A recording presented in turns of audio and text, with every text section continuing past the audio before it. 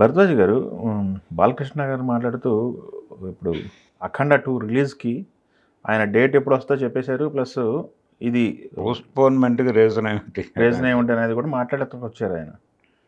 తమన్ వల్ల లేట్ అంటున్నారు. బట్ తమనేమో ఎప్పటి నుంచో సినిమా గురించి మాట్లాడుతూ ఉన్నారు. అవును. తమన్ వల్ల లేట్ అనేది ఏంటి అనేది అంటే నందమూరి తమన్ అని చెప్పి ఆయనే వేదిక మీద మాట్లాడుతున్నాడు. ఎవరు? బాలకృష్ణ గారు. వాస్తవానికి ఆయన ఘంటసాల తమన్. ఘంటసాల తమన్ని నందమూరి తమన్గా మార్చేసి మాట్లాడుతున్నారు వీళ్ళు. మరి అటువంటి తమన్ ఈ సినిమా విషయంలో ఎందుకు డిలే చేస్తాడు, ఇతర ప్రాజెక్టుల వలన అనుకోవడానికి అవకాశం లేదు. కానీ ఈ సినిమాని తన మ్యూజిక్తో ఇంకొక రేంజ్కి తీసుకెళ్ళాలి అనే తపన ఏదో ఉంది అతనికి. ఓకే.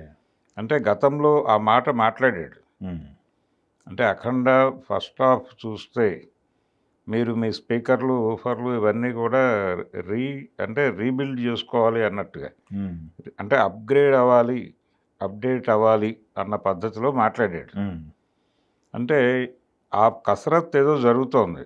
దానికి మ్యూజికల్గా సినిమాని నెక్స్ట్ లెవెల్కి తీసుకెళ్ళాలి అనే తాపత్రయం ఏదో ఉంది అతనికి. అవును. అఖండాకే మీరు స్పీకర్లు సరి చేసుకున్నారంటే ఇది అఖండాకు మించి 50 రెట్లు ఎక్కువ ఉంటుందని మాట్లాడాడు. అదే ఈ అడ్వాన్స్మెంట్ స్టేట్మెంట్లన్నిటి నేపథ్యంలోనూ ఇప్పుడు తమన్ వల్లనే డిలే అవుతోంది అని ఆయన చేసినటువంటి కామెంట్ చూస్తే ఈ ఆర్ఆర్ మీద ఎక్కువ కాన్సన్ట్రేషన్ జరుగుతున్నట్టుగా కనిపిస్తోంది. అంటే ప్రతి సీన్ని మ్యూజికల్గా ఎన్హాన్స్ చేసుకుంటూ వెళ్ళాలి అనుకున్నప్పుడు డైరెక్టర్తో కూర్చోవటము, ఈయన ఆలోచించుకోవటము, దీనికి ఎక్కువ టైం తీసేసుకుంటున్నట్టుగా కనిపిస్తున్నాడు తను. అందుకని డిలే అనే దానికి సంబంధించి ఆయన మీద భారం వేశారు.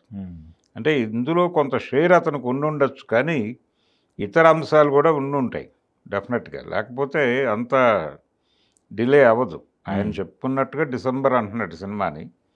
డిసెంబర్ ఫస్ట్ వీక్ అనేది చెప్పాడు ఆయన. డేట్ చెప్పలేదు కానీ బాలకృష్ణ గారు డిసెంబర్ ఫస్ట్ వీక్లో వస్తుంది అన్నారు. డిసెంబర్ ఫస్ట్ వీక్లో అంటే మనం మాట్లాడుకోవడానికి రాజాసాబ్ డేట్ ఖాళీగా ఉంది కదా, డిసెంబర్ 5 అనేది ఫిక్స్ చేసుకుంటే బెటర్. ఎందుకంటే డిసెంబర్ 5 అనేది ఆల్రెడీ అదే రాజాసాబ్కి నడిచింది. ఇప్పుడు అది జనవరికి షిఫ్ట్ అయింది కాబట్టి ఆ డేట్ ఖాళీగానే ఉంది కాబట్టి ఆ డేట్ని సోలో డేటు పడినట్టే, మళ్ళీ సోలో డేటు.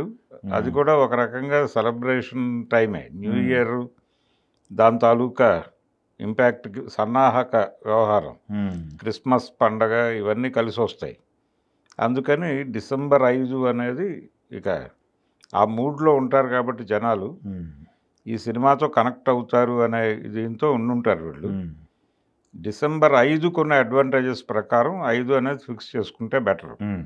కానీ సెప్టెంబర్ 25 నుంచి డిసెంబర్ 5కి షిఫ్ట్ అవ్వటం అంటే చాలా టైం ఉంది. ఇంత టైం తీసుకున్నారంటే కేవలం మ్యూజికల్ మాత్రమేనా, ఇంకేదైనా డిలే ఉందా అనేది కూడా ఆలోచించాలి.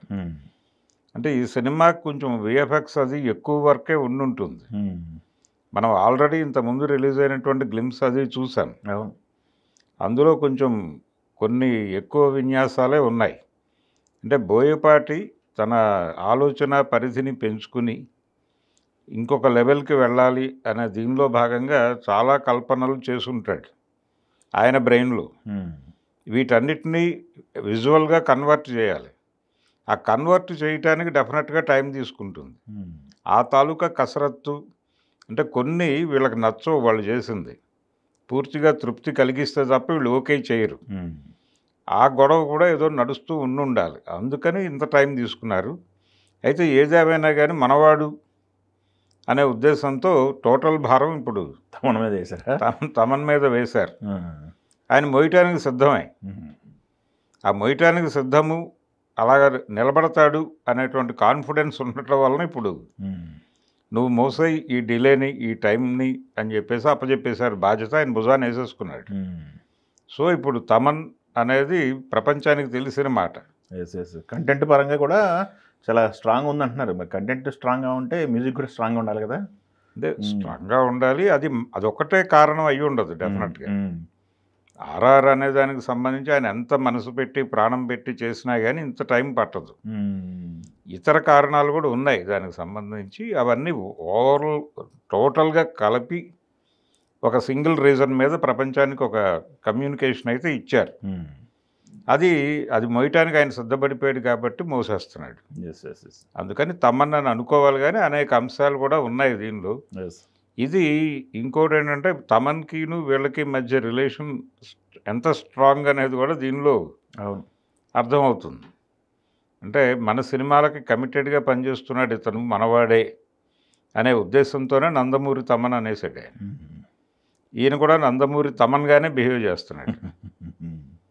అది అలా ఇప్పుడు నందమూరి తమన్ అనేవాడు సెంట్రల్గా, అంటే సెంట్రిక్గా మారాడు ఆ సబ్జెక్ట్కి. చూద్దాం మరి. ఇక సంక్రాంతి, ఈ సంవత్సరం సంక్రాంతి ఏమో వెంకటేష్ గారు మొదలుపెట్టారు, ఎండింగ్ బాలకృష్ణ గారు ఇస్తారని చూద్దాం. బాలకృష్ణ గారు ఎండింగ్, మళ్ళీ సంక్రాంతికి వెంకటేష్ రెడీ అయిపోతున్నాడు.